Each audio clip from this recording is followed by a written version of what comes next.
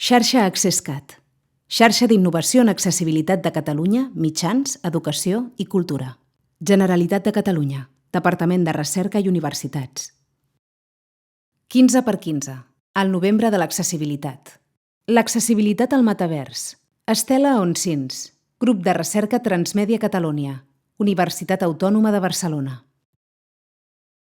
Doncs sí, de l'accessibilitat web als museus i acabem amb el metavers.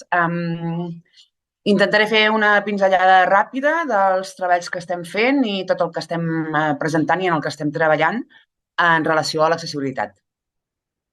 Una pinzellada molt ràpida sobre el tema de l'accessibilitat i entorns digitals. Tenim la Convenció dels Drets de les Persones amb Discapacitat del 2006, dins del context europeu, l'Agenda Digital per a Europa i l'Estratègia Europea d'Accessibilitat, que actualment estem dins de la franja 2021-2030, i en els 3 darrers anys hem tingut la Llei Europea d'Accessibilitat del 19, la Directiva de Serveis de Comunicació Audiovisual del 18 i la Directiva d'Accessibilitat Web del 2016.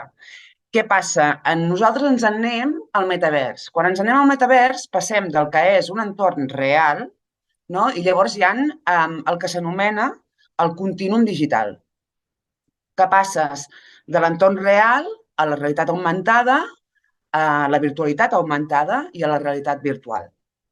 Realitat augmentada i virtualitat augmentada serien la realitat mixta. Però quan ens anem al metavers, anem més enllà d'això. La gran problemàtica que hi ha ara mateix dins el metavers és que no hi ha o no existeix una definició consensuada sobre el propi terme. És un entorn, és un ecosistema dins del que és la virtualitat.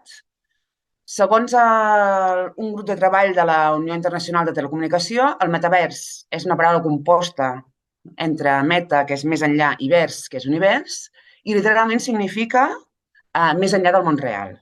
Per tant, estem parlant d'un món virtual tridimensional on conviuen el món real i el món irreal. I, per tant, es tractaria d'una xarxa de mons virtuals. Dit això, alguns exemples de plataformes al metavers, per posar exemples concrets i que ara mateix estan disponibles. Tenim diverses plataformes que el que tracten és aquesta virtualitat, on diversos agents des de casa es creen un avatar, entren a través d'uns dispositius a dins d'un entorn virtual i allà interactuen. Tenim els casos d'ús són diversos. Van des de l'ensenyament, des de reunions, videojocs. Hi ha diverses plataformes que tracten aquests temes. El que passa és que no sempre tenen en consideració les qüestions bàsiques pel que fa a l'accessibilitat. Dins del que serien accions que els usuaris han de ser capaços de realitzar en el metavers, similar, aquí agafarem una mica similar al que ens ha comentat en Geraint del que és l'accessibilitat web i segons les WCAG del W3C, els usuaris dins del metavers han de ser capaços d'accedir al metavers més enllà del que és l'accessibilitat web. Han de ser capaços de crear un avatar en el metavers, han de ser capaços de percebre el contingut i navegar al metavers i poder-hi interactuar. Tot això ha de ser possible a través del disseny centrat en la persona. Què és el disseny centrat en la persona? Doncs que hi ha d'haver una planificació del procés previ per poder identificar les necessitats. Això ens permetrà tenir una especificació del context d'ús. Llavors, tot això es tradueix en una especificació dels requeriments, una producció de solucions de disseny i una avaluació del disseny. I tot això ens permetrà comprovar que el sistema satisfà els requeriments. Són processos iteratius, no són etapes tancades, sinó que cada vegada que concebim un producte o un disseny o un servei, dins del metavers, hem de tenir en compte aquest cicle d'activitats segons les normatives existents. Algunes qüestions, no, que ja s'han considerat dins del que és el metavers és que hi ha d'haver-hi un output redundancy, no, que això significa que hi han d'haver-hi, no, que sigui redundant. Què significa que sigui redundant? Doncs que no només estigui disponible d'una sola manera. O sigui que si nosaltres oferim qualsevol tipus de producte dins del metavers a través de text, també hi ha d'haver una alternativa d'àudio. Tant, no, per al feedback que rep l'usuari com el feedback que dona l'usuari, les accions que realitza l'usuari per accedir al metavers. També s'ha de concebre o s'ha de tenir en compte que qualsevol producte o servei que es desenvolupi dins del metavers s'ha de poder integrar amb les tecnologies d'assistència. De la mateixa manera, hi ha d'haver-hi una fase de personalització, no? I també una assistència incrementada. Si un usuari necessita unes acomodacions específiques en temes d'accessibilitat, el sistema li ha de permetre o li ha d'oferir. I llavors, finalment, no, hi ha el tema del disseny inclusiu. A nivell de requisits i productes, a nivell de productes i serveis d'accessibilitat, en la fase de disseny, hi ha una fase prèvia de disseny, hi ha d'haver una recuperació del conjunt de dades, no, que ens permeti saber quines són les necessitats dels usuaris en els entorns que nosaltres volem dissenyar. Hem de tenir una perspectiva centrada en l'usuari durant la fase del disseny funcional, o sigui, ja des d'una fase de prototipatge, ja sigui de producte o de servei. Hem d'intentar proporcionar una informació fàcil d'entendre, principalment sobre les instruccions i les funcionalitats del producte. Moltes vegades ens podem trobar que el propi sistema inclogui qüestions d'accessibilitat, però els usuaris no poden accedir-hi per una qüestió de complexitat de les instruccions o d'activació del propi servei. També és necessari una representació d'usuaris diverses en totes les fases del disseny, que les persones que entrin dins la plataforma i es vulguin customitzar, es vulguin personalitzar el seu avatar, ho puguin fer segons la seva pròpia representació, per tant, ja sigui en temes d'interseccionalitat o en termes de discapacitat, que sigui possible identificar-se com ells o elles considerin, i llavors hi ha d'haver una representació d'icones comú o un ús d'icones comú o universal. Una de les grans problemàtiques és que moltes vegades els serveis d'accessibilitat no s'indiquen de la mateixa manera, ja no dins del propi país, sinó a nivell internacional o a nivell de diversos contextos. Els museus ho poden indicar d'una manera, però llavors els mitjans de comunicació indiquen els serveis d'accessibilitat d'una altra i no hi ha... En aquest sentit, costa trobar una unificació universal i internacional.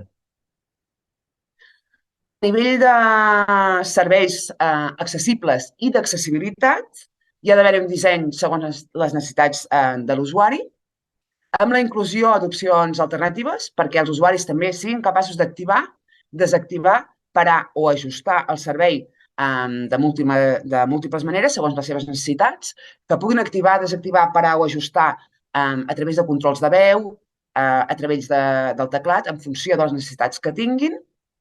També que rebin opcions alternatives sobre comentaris, principalment quan tenim missatges crítics o d'alerta, i també les opcions de personalització segons l'usuari, segons les seves necessitats o preferències.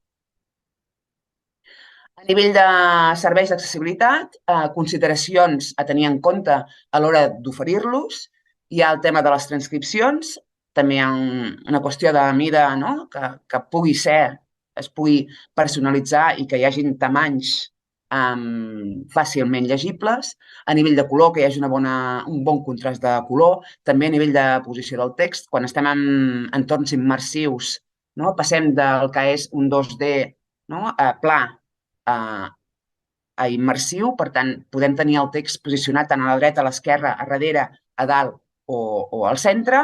A nivell de subtitulació també... A nivell de transcripcions també una de les qüestions que es considera és el text interactiu, que siguin transcripcions interactives que permetin un seguiment, no?, de la lectura. A nivell de subtitulació, mida, color, posició, velocitat i segmentació del text. En audiodescripció, un control de la velocitat, el volum, l'idioma o l'elecció del tipus de veu. Audiosubtitulació, no?, també vinculada al que és l'audiodescripció. A nivell d'interpretació de llengua de signes, posició i mida en relació amb l'usuari, l'idioma o l'elecció de l'avatar. En interpretació oral, que vindria a ser la interpretació tradicional a nivell idiomàtic o lingüístic, que es pugui seleccionar l'idioma, el tema del volum, l'elecció del tipus de veu, llenguatge fàcil d'entendre,